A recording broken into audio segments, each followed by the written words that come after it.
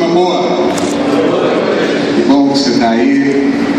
É uma honra para nós receber o Seminário Teológico Batista de Niterói aqui. Na verdade, a gente está se sentindo visitante dentro do seminário de ministrar a palavra. Acho que vocês são ou loucos, né, que foi no plural aí no convite, ou muito corajosos. Assim. Eu vou compartilhar a minha vasta experiência de 7 anos de ministério. 7 anos depois da dessa, né, irmão? Então a minha oração é que de alguma maneira isso contribua para a tua vida, isso contribua para o teu ministério. Eu gosto do tema, eu acho que o tema do papel do ministro na caminhada de uma igreja relevante é um tema que precisa ser discutido mesmo. Acho que a gente perdeu isso na nossa caminhada, alguma coisa mudou. Estou vendo o Durval sentado ali, eu me lembrei quando ele chegava para a igreja junto com a família, e numa desses ritos de chegada, a gente marcou um almoço, foi bom. Eu lembro do estrogonofe de camarão com creme de, eu não sei o nome daquele, requeijão. Coisa não foi, Durval? Tô com saudade daquele negócio. Aí eu lembro da gente conversando, ele me deu um cantinho assim, na mesa do apartamento dele, botou um buraquinho assim na mesa e pediu assim: por favor, chega a mesa para cá, porque o pastor não cabe aí não. Naquela época eu estava um pouco mais gordo, um pouco acima do peso. Quando o pastor Benésio falou assim: ontem eu não pude vir aqui porque eu estava na academia, eu falei: mas de primeira, assim, passou isso na cabeça, falei: e depois eu já, ele falou: Academia Brasileira de Letras Evangélicas, os evangélicos. Aí eu falei: bom, eu estou fazendo esforço danado para entrar na outra academia e não consigo. E aí o Durval falou isso: não bota ele no canto, não, quem não cabe. Naquela hora eu já fiquei meio constrangido. Aí eu pedi que falei assim: me conta a história, de onde você veio? Ele me contou a história que veio da Igreja Batista de Neves, passou por Neves, contando a história da família, passou pela PIB de São Gonçalo, de onde eu tive origem. Aí eu me lembro que em alguma ocasião ele falou assim: fui pastor Alberto, como é que era o sobrenome? Araújo, a turma toda sabe aí, ó. Aí ele falou assim, olhando para mim assim, era pastor de verdade, sabe assim. Eu pensando assim: eu não sou não. Mas naquele tempo a gente tinha pastor de verdade. Assim.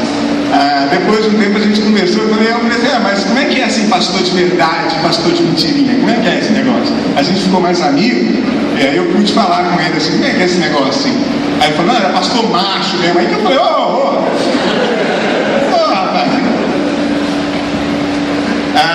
eu sei que o que o Durval estava falando é que alguma coisa mudou na figura pastoral. Alguma coisa, para a gente que viu a caminhada da igreja, se alterou. Alguma coisa da estrutura, da imagem do pastor se perdeu, se deteriorou.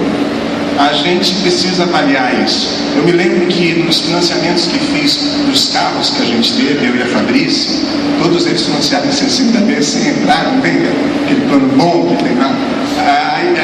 Eu entregava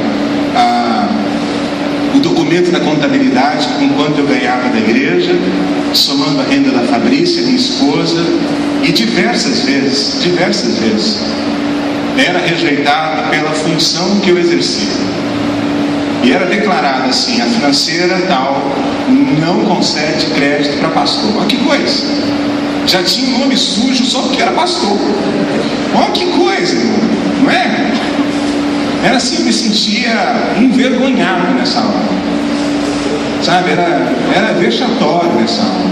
Eu me lembro um dia que, envergonhado por isso, a gente foi num dos shoppings da cidade. A Fabrícia comprou o que precisava comprar lá dela, as roupinhas dela, e eu me sentindo assim, o presenteador da minha esposa, sabe como é que é?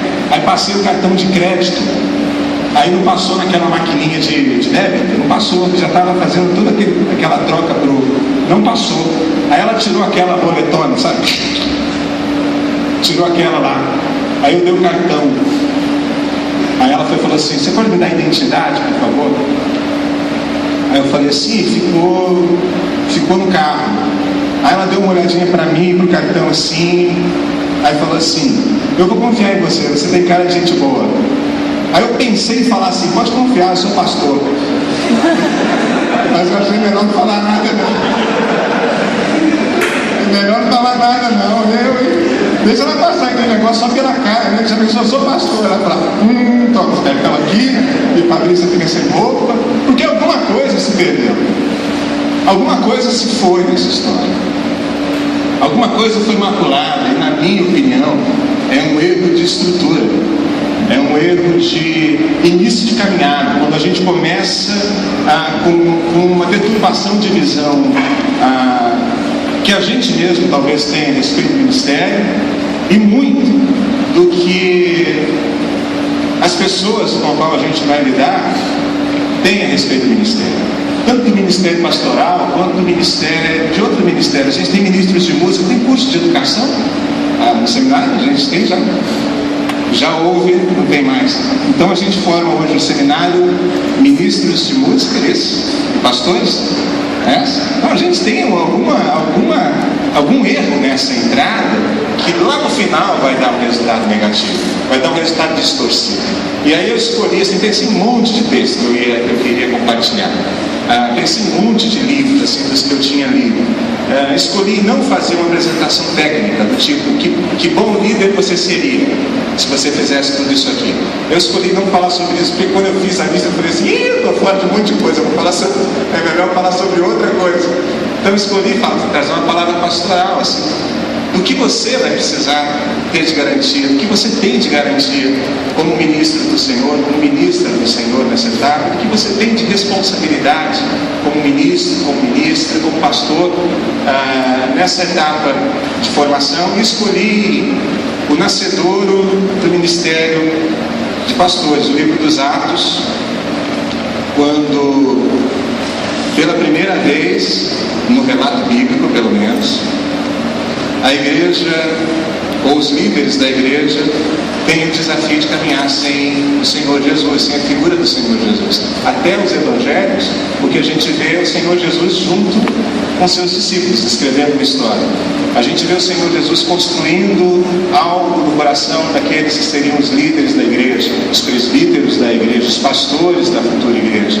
E o livro dos Atos traz para nós os primeiros registros desses líderes tendo que caminhar sem a figura do Senhor Jesus presente. O Senhor Jesus é assunto aos céus, diante deles, a gente conhece a história, e eles agora são desafiados a viver numa Jerusalém polvorosa para implementar o Evangelho do Reino que estava no coração deles. Atos dos Apóstolos, capítulo 1, Lucas, o narrador, escreve assim: em meu livro anterior, Teófilo, escrevi a respeito de tudo que Jesus começou a fazer e a ensinar até o dia em que foi elevado aos céus, depois de ter dado instruções por meio do Espírito Santo aos apóstolos que havia escolhido. Depois do seu sofrimento, Jesus apresentou-se a eles e deu-lhes muitas provas indiscutíveis de que estava vivo. Apareceu-lhes por um período de 40 dias, falando-lhes acerca do reino de Deus. Certa ocasião, verso 4, enquanto comia com eles, deu-lhes esta ordem: não saiam de Jerusalém, mas esperem pela promessa do meu Pai, da qual lhes falei. Pois João batizou com água, mas dentro de poucos dias vocês serão batizados com o Espírito Santo. Então os que estavam reunidos me perguntaram: Senhor, é nesse tempo que vais restaurar o reino a Israel? Ele lhes respondeu: não lhes compete saber os tempos ou datas que o Pai estabeleceu pela sua própria autoridade, mas receberão o poder quando o Espírito Santo descer sobre vocês, e serão minhas testemunhas em Jerusalém, em toda a Judéia, Samaria, até os confins da terra. Eu vou parar aqui. Amém. Senhor, Tu és o dono da nossa vida, és o Senhor da nossa história. Eu quero Te pedir que a Tua voz toque a nossa vida na noite de hoje, para a glória do Teu nome. Eu te peço assim por Jesus. Amém. Então está aí o relato dos primeiros momentos da igreja, dos líderes da igreja. Penso que aqui está o estabelecimento do que a gente chama de unção, penso que aqui está o estabelecimento do que a gente chama de ministério, de ir para outras vidas e comunicar a outras vidas aquilo que a gente recebeu do Senhor. E para mim, a gente precisa fazer uma diferença importantíssima, imprescindível antes de seguir adiante do que significa ministério, porque se perdeu na nossa geração. Eu estava conversando com um irmão, Maurício Soares, ele hoje trabalha na Sony Music. Ele já trabalhou com a gravadora Graça, já trabalhou com a MK, já trabalhou com o Ministério Apacentar, e ele vinha dizendo quanto esse mercado evangélico crescia no Brasil. Ele dizia assim: Wesley, isso se tornou um grande nicho de mercado. E a Sony, uma gravadora que não tem cunho evangélico, enxergou isso. A Sony chama esse mercado de mercado rosa. Eu não sei por quê, eu devia ter perguntado por quê, mas é a gravadora dos selos cor-de-rosa. E a Sony vai investir pesado no mercado evangélico. Maurício fazia essa previsão, Maurício enxergava isso há uns anos atrás. Hoje ele é o responsável pelo selo gospel na Sony. Por que tomou esse rumo? Por que a gente vê preletores cobrando 5 mil reais para dar uma boa palestra? É bom, não é, irmão? Fala a verdade. 5 mil faz bem pro ego, não faz não? Pro bolso também, não faz? Aí você fala assim: não dá para fazer por 3.500, não, cara, tá doido? Nem eu nem você, 4. Não fica negociando quanto que o cara vai. Não é assim? Hoje em dia, alguma coisa se perdeu, virou um grande negócio. Quando, do meu chamado ministerial, eu me lembro, por exemplo, o pastor Jefferson está sentado aqui à frente, meu sogro, ele era pastor. Eu me lembro que eu, afinzando a filha dele, assim, muito interessado, eu falei assim para ela: eu queria desenvolver. Eu não falei com essas palavras, não, eu falei com umas palavras muito menos elaboradas do que essas aqui. Mas eu disse assim: a gente podia escrever uma história junto, a gente podia ficar junto. E assim, numa roda de amigos da igreja, ela disse assim: tá louco, eu nunca vou casar com um pastor. Eu nunca vou casar com um pastor. Porque ela imaginava toda a vida dura, toda a dificuldade que era a vida ao lado de alguém que se lançava no ministério. Naquele tempo, pior que não tem tempo não, viu, irmão? Se você pensava em ser pastor, você já estava decidindo que não ia ser rico. Você estava decidindo naquela época que você ia ser pobre. Não ia ser miserável não, mas ia ser pobre. Você estava abrindo mão de ser rico quando você assumia assim: eu vou ser pastor. Eu vou ser pastor.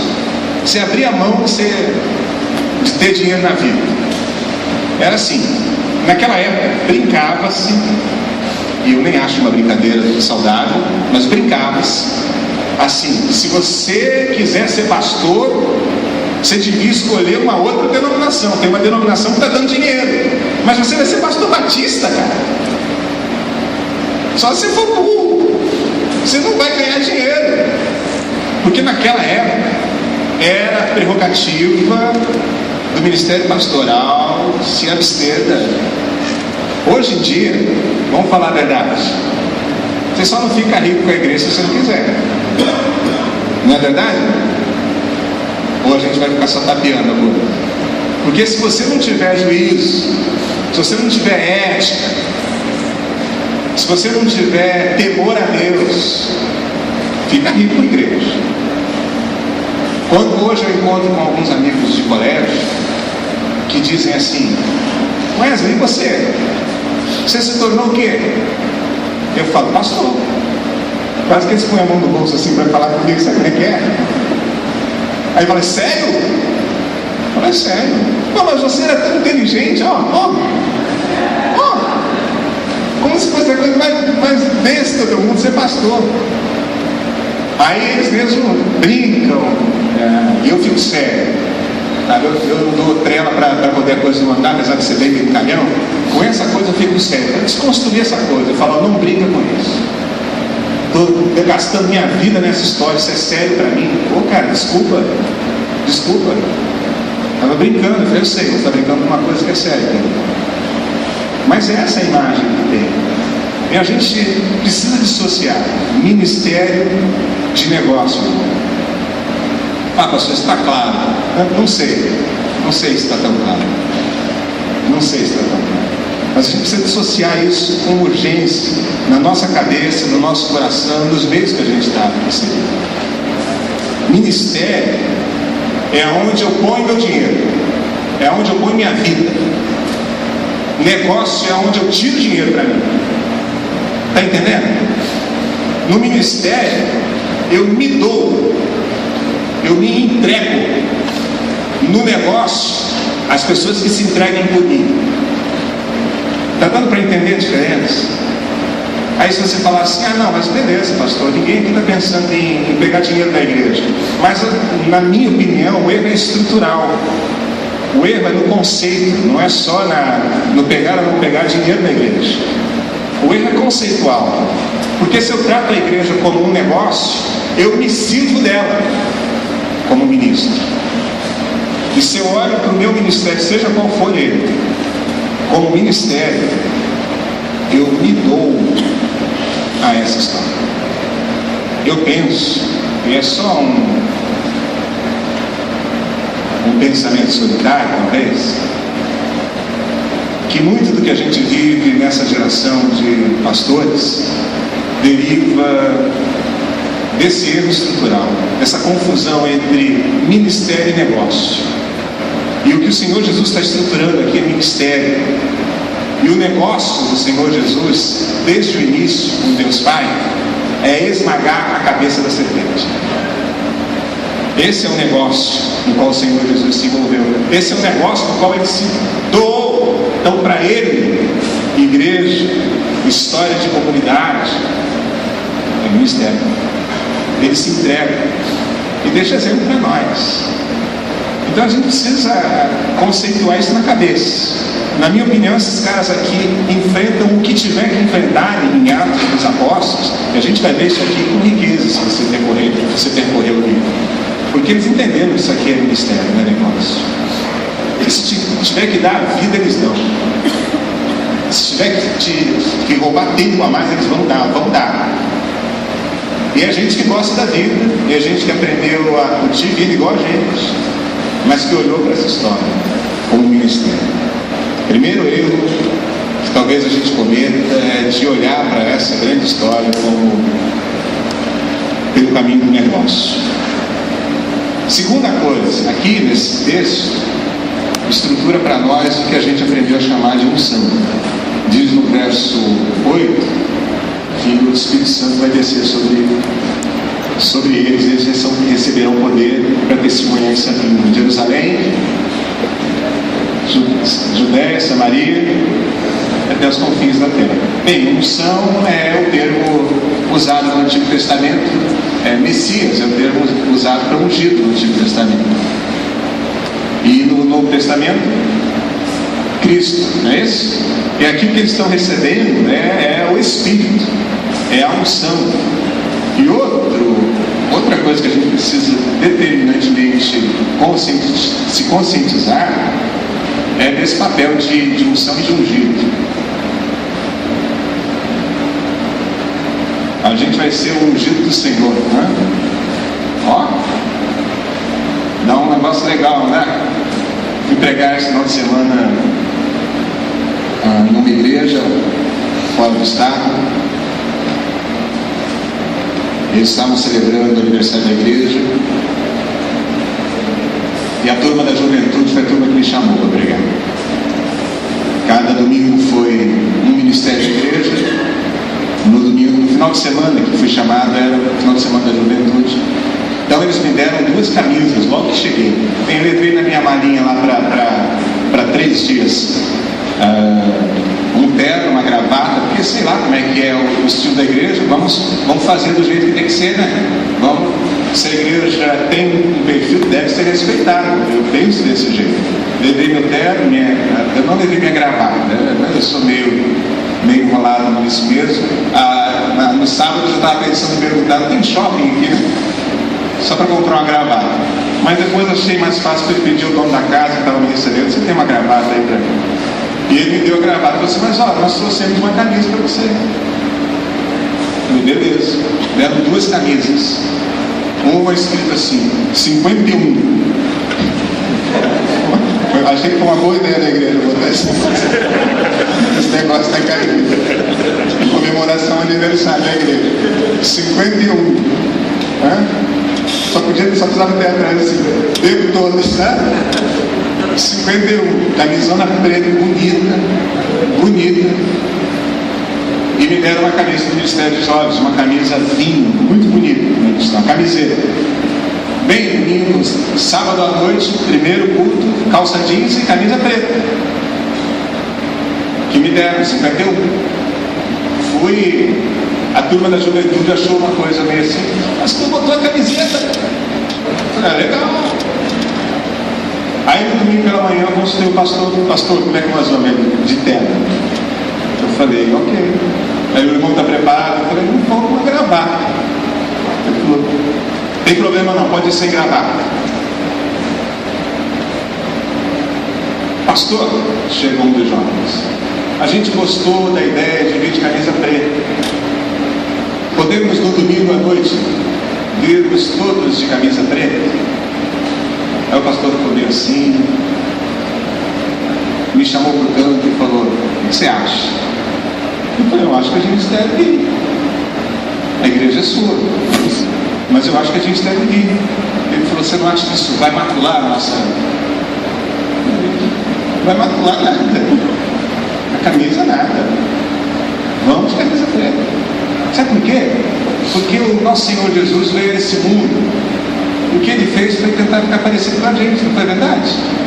Abriu mão do que tinha, não foi assim?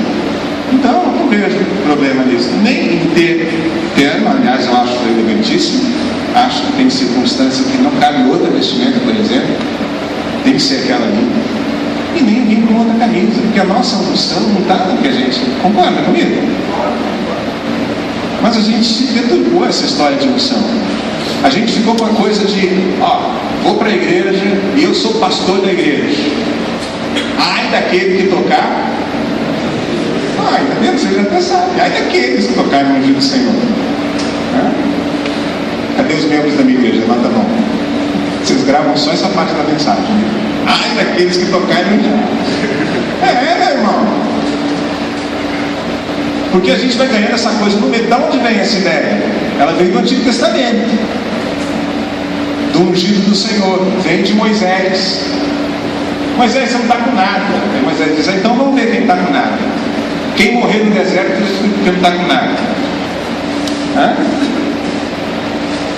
Aí morre a turma, que falou que não está com nada. É Saul e Davi, lembram da história? Saul perseguindo Davi, história linda. Perseguindo Davi, ameaçando a vida de Davi. Aí Davi está lá, fugindo para cá, e tem chance de matar Saul. Aí vem a ideia, né? E quem sou eu para tocar no ungido do Senhor? Ai de mim, que é isso? Não posso, olha daquele que tocar no ungido do Senhor. E Davi não mata Saul por conta disso aí. E mais ainda, quando ele sabe de um cidadão lá que ajudou na morte de Saul, quando o cara fala assim, ele me implorou lá para eu ajudar a matar ele, aquele safado que queria te matar, que safado não pode falar do seminário, aquele incircunciso que não pode incircunciso que queria te matar. Davi falou, o quê? Você matou o rei ungido do Senhor? Essa é a ideia do Antigo Testamento. E a que eu mais gosto, Eliseu. Cuidado com você chamar alguém de careca, viu? Você lembra da história? Sobe calmo, lembra da história? Isso lá que tinha uns 40 e pouco. Não é isso? Segundo livro dos Reis, capítulo 2, acho que é lá. Vai calmo, sobe calmo. Tem um urso bem cabeludo, mas... Não tem essa história? Vai, Cal! E duas ursas lá saindo do bosque. Essas são duas, posso estar errando os números, mas destroça os caras todos. Cuidado quando você brincar com seu pastor, vascaíno, cuidado. Não brinque com o time do seu pastor que jogará hoje à noite. Não brinque, se acabar esse sermão daqui a 15 minutos. Cuidado. É de lá que vem essa história. Então Saul era ungido do Senhor, e era ungido mesmo, não toca não, viu? E era ungido mesmo, lá a ideia do Eliseu. Mas quando chega no Novo Testamento, quem é ungido? Jesus e o Cristo, o ungido. Quem é ungido? E nós? Essa é a poder de vocês. 1 de João. Aliás, capítulo 2 é 1 de João.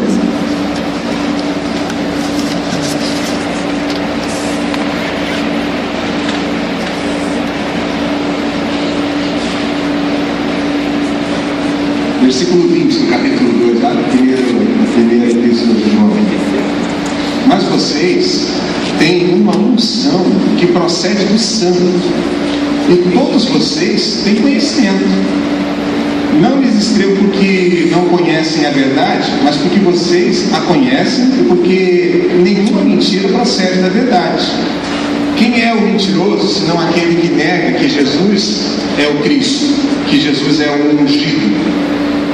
Esse é o anticristo, aquele que nega o Pai e o Filho. Todo que nega o Filho também não tem Pai. Quem confessa publicamente o Filho tem também Pai. Quanto a vocês, versículo 24, cuidem para que aquilo que ouviram desde o princípio permaneça em vocês. Se o que ouviram desde o princípio permanecer em vocês, vocês também permanecerão no Filho e no Pai. E esta é a promessa que Ele nos fez, a vida eterna. Escrevo-lhes essas coisas a respeito daqueles que os querem enganar. Quanto a vocês, a unção que receberam dele permanece em vocês, e não precisam que alguém os ensine, mas como a unção dele, recebida, que é verdadeira e não falsa, os ensina acerca de todas as coisas, permaneçam nele como ele os ensinou. Então quem é o ungido do Novo Testamento? Jesus, o Cristo. E todos nós que o recebemos estamos banhados na unção dele, mergulhados na unção dele. Todos nós, não é todos nós pastores e ministros, não. Todos nós, cristãos, recebemos o Espírito de Deus, recebemos a unção de Deus. Então quem é ungido do Senhor? Todo crente.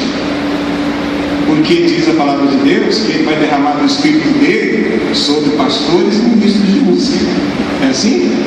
Derramarei o meu Espírito sobre toda a carne. Então essa ideia de superioridade espiritual, ela não existe.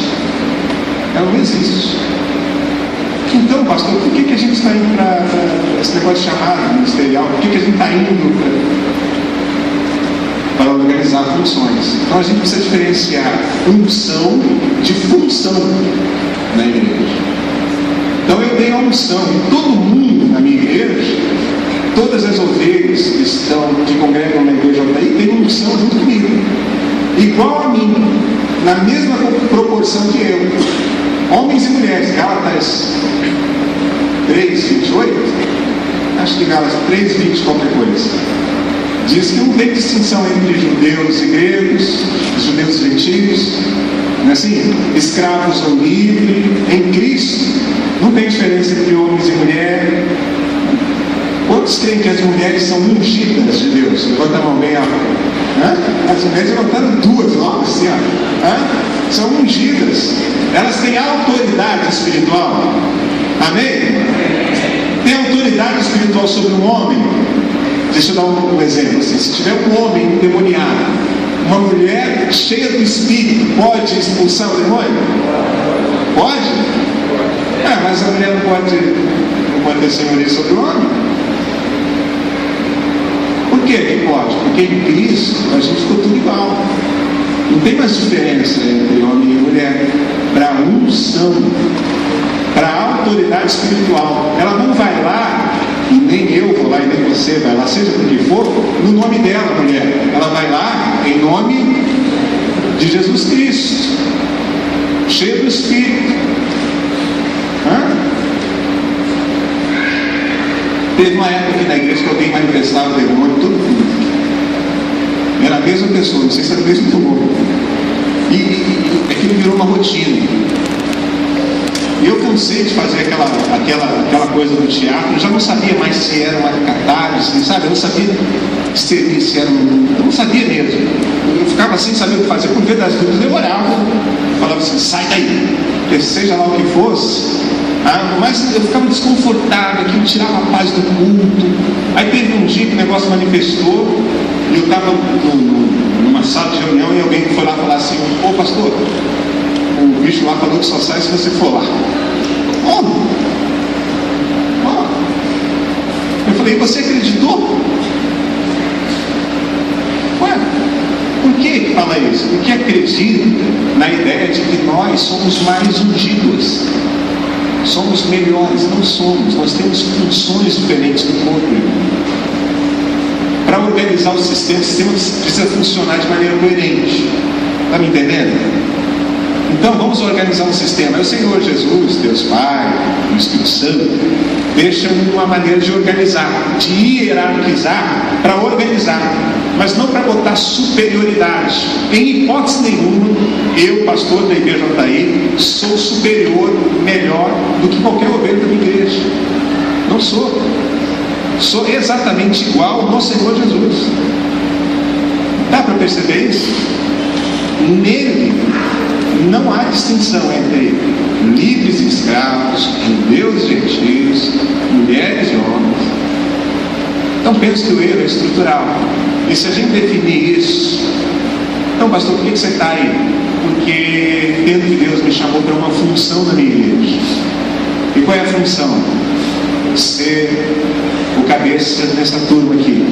E como é que você deve fazer? Igualzinho fez Jesus, né? Servir a eles, ser representante de Jesus aqui nessa terra. E só tem autoridade espiritual porque Deus deu. E só tem autoridade pastoral aqui nessa igreja porque eles me confiaram. A autoridade que eu tenho nem é minha, eles me confiaram. A Assembleia, no contexto batista, a Assembleia da igreja, me confiou uma autoridade. Disse assim, a gente quer eleger você para ser o nosso representante. Porque a gente entende, reconhece na sua vida idoneidade, dons espirituais. Então a gente quer reconhecer você como representante nosso. Os membros da igreja não precisam ouvir essa parte aqui de novo. Vocês ficam só com aquela parte aqui. Aí daquele que tocar no dia do Senhor. Vai que isso é verdade. É melhor vocês ficarem com essa parte aqui. Mas se essa turma se reunir domingo em assembleia e falar assim, a gente não quer mais que o pastor Wesley seja pastor sobre a igreja. A autoridade acabou. Porque ele é funcional. Minha esposa pergunta assim para mim, toda vez que tem um convite para a sessão pastoral, como é que você faz para ouvir Deus? Eu falo, eu oro muito. E como é que você sabe o que ele falou? Eu falo, para mim é muito difícil. Para mim é muito difícil. Eu fico fazendo sinais, assim, prestando atenção nos sinais, prestando atenção em um monte de coisas. Mas para mim, uma necessidade é bem difícil. Eu tenho vínculos afetivos com a minha igreja. É muito difícil perceber voz de Deus quando eu tenho que tomar uma decisão para a sessão pastoral. E ela disse, como é que você encontra paz? Eu falei, encontro paz de que a gente vai servir a Deus seja onde for. Porque esse é o meu papel. E se um dia a gente começar a sentir no coração que mudou o tempo, a gente vai servir ao mesmo Deus com outras pessoas, em outro lugar. Dá para perceber? Porque isso é uma função, é uma autoridade confiada por outros. E eu penso que a gente erra nessa coisa aqui. A gente vai criando esse rito de que a gente é melhor, essa imagem de que a gente é melhor. Aí na hora de expulsar um demônio lá, a gente fura fila. Olha o pastor lá na frente, aí a gente fura fila. A gente entra na fila do almoço. A gente ganha presente no dia do pastor. Um monte de gente pastoreia assim, de função, não de título, na igreja. Mas a gente ganha presente no dia do pastor. Aí no dia de expulsar demônio ao outro cara, o cara fala, não, vai você, pastor. Tá percebendo? Vai você lá. Você não é maior que a gente? A gente vai criando essa coisa. Na minha opinião, esse é um arcabouço que precisa ser construído para mim e para você. Deus me chamou e te chamou para a gente se doar no ministério dele. Deus não me chamou, ele chamou para a gente ter benefícios do ministério dele. Deus me chamou e te chamou a levantando essa turma toda. Eu vou anunciar essa coisa. E a gente mete cabeça nessa história e diz eis aqui. Aí ele vai falar assim, Jerusalém tem polvorosa, vai querer destruir alguns de vocês. Não dá para ser diferente? A gente diz, não, agora não. E o que a gente vai fazer? Aguenta firme, Jerusalém, aguenta firme. Você vai entrar naquela igreja lá e a turma não vai te aceitar de primeira. Eles vão se levantar contrário. Você vai se rebelar, não, aguenta firme. As promessas que fiz para a tua vida vão se cumprir. É isso que ele diz lá em Atos dos Apóstolos. Fique em Jerusalém. Ele não fala, arrebenta Jerusalém. Jerusalém é lugar de paz. Igreja é lugar de paz, irmão, amém? Mas às vezes não vira um inferno. A de vocês não. Não vira um inferno. Parece que não tem promessa para cumprir. Aguenta firme em Jerusalém, aguenta firme. Tem promessa, vai acontecer. Isso que Deus está falando para nós. Mas Senhor, eu vou ficar no prejuízo nessa história. Eu sei. Mas a sua glória não é desse mundo, não. Você está lutando por um reino que é muito maior do que essas coisas perecíveis aqui. E se a gente não enxergar isso, a gente vai construindo a ideia do negócio aqui dentro. De falar, eu estou me dando para essa igreja e eles não me reconhecem. Mas quem disse que a gente está buscando o reconhecimento da igreja, do pastor e dos pastores da igreja? A gente está buscando o reconhecimento do Senhor dos Senhores. E algumas vezes a gente vai ter que endurecer o abdômen, que vai ser dura a coisa. Dura a coisa. Aguenta, Jerusalém. Diz o texto que a gente leu em Atos, que Jesus passa um tempão com os seus discípulos, instruindo eles para aquele tempo difícil. Diz assim, durante 40 dias ficou preparando o coração deles, ficou semeando o coração deles. Eu amo o meu tempo de seminário. Foi um tempo muito precioso, construir amizades que ainda duram até hoje. Me deu um arcabouço de conhecimento que eu sou grato a Deus, eu não teria. Eu não era um cara estudioso naquele tempo, eu tive que me tornar um bom leitor. Eu não tinha uma boa leitura, eu não tinha o hábito da leitura. O seminário me deu hábito de leitura, me deu amizades, me deu mentores. Ainda me lembro do Vitor Manuel Valente, do Luiz Roberto, gente que marcou minha vida no seminário, que ainda deixam marcas na minha vida nesse tempo. Mas o que sustenta a vida ministerial não é o conhecimento que a gente adquire no seminário, é a vida que a gente tem com Deus. E não joga fora, irmão e irmã, aquilo que Deus semeou na tua vida, porque foi o que Ele semeou na tua vida que te trouxe para o seminário. Não é o inverso. Não é o inverso. Foi o que Ele semeou na tua vida te chamando de um jeito que só você conhece, que te trouxe para estar sentado e sentado aqui hoje. E é isso que vai sustentar você lá na frente. É a certeza assim, por que você está nessa bagunça de Jerusalém? Eles estão querendo sua carne. E você vai dizer, eu estou aqui, porque eu sei o que Ele tem feito. Eu estou aqui, porque eu sei o que Ele fez por mim, eu sei o que Ele fez em mim, eu sei o que Ele construiu através de mim em outras vidas, e eu estou aqui, me disponibilizando para que Ele faça ainda mais na minha vida. É por isso que eu estou aqui. Por isso. Eu me lembro que o pastor Elcio Santana, num concílio, ele recomendou assim, frequentem concílios, vocês vão precisar passar por concílios. E aí eu fui no concílio que ele presidia, ele foi meu orientador de monografia. E ele foi examinador geral, ele fez exame de teologia, de eclesiologia, de conversão chamada. Aí o professor Elcio pegou o microfone para examinar o candidato e ele falou assim, eu tenho uma pergunta para te fazer. Você está começando a vida ministerial, está assumindo essa igreja, está cheio de gás no coração, está cheio de força e vigor. O que você vai pregar para essa igreja? Aí o cara discorreu durante um tempo sobre tudo que ele tinha no coração, cheio de vigor mesmo, como o professor Elcio falou. Aí ele terminou de falar por alguns minutos e o professor falou: muito bom, eu só tenho mais uma pergunta. Passaram-se agora 10 anos, você falou tudo isso para a igreja não notou quase nada disso que você falou. Você está desanimado, cansado, não tem mais o vigor que você tinha 10 anos atrás. O que você não deixaria de pregar para essa igreja 10 anos depois? Aí o cara deu uma pensada, e aí ele falou de tudo que Deus fez para a gente, que sustenta a minha e a sua vida. São as histórias que Deus construiu no meu e no teu coração.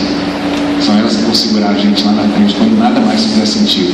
A gente ainda vai saber assim: não, eu vi a sarça ardendo, e quem viu a sarça ardendo não desiste no deserto. Quem não viu fica assim: que doideira é essa que a gente está fazendo nesse deserto? Aí Moisés fala: não pense em desistir, né? Porque dá vontade de desistir de vez em quando. Que turma difícil! Agora a minha, né? Não, agora de vocês, que turma difícil! Eu vou largar tudo isso. Aí ele lembra: eu não posso. Eu vi a sarça ardendo no deserto, não posso parar. Então, meu irmão, guarda no teu coração, minha irmã, aquilo que Deus fez na tua vida, aquilo que te trouxe até aqui, os conhecimentos que a gente tem adquirido no seminário, nos livros, nos contatos com os professores. Eles ajudam a aperfeiçoar a gente, mas eles não sustentam a gente no tempo de crise. Quando a crise chega, o que sustenta a minha e a tua vida é a certeza de quem me trouxe até aqui, e que vai me dar garantia de que eu vou chegar até o lado de lá. Que seja assim na minha vida e na tua vida, para a glória do Senhor. Amém. Deixa eu orar com você.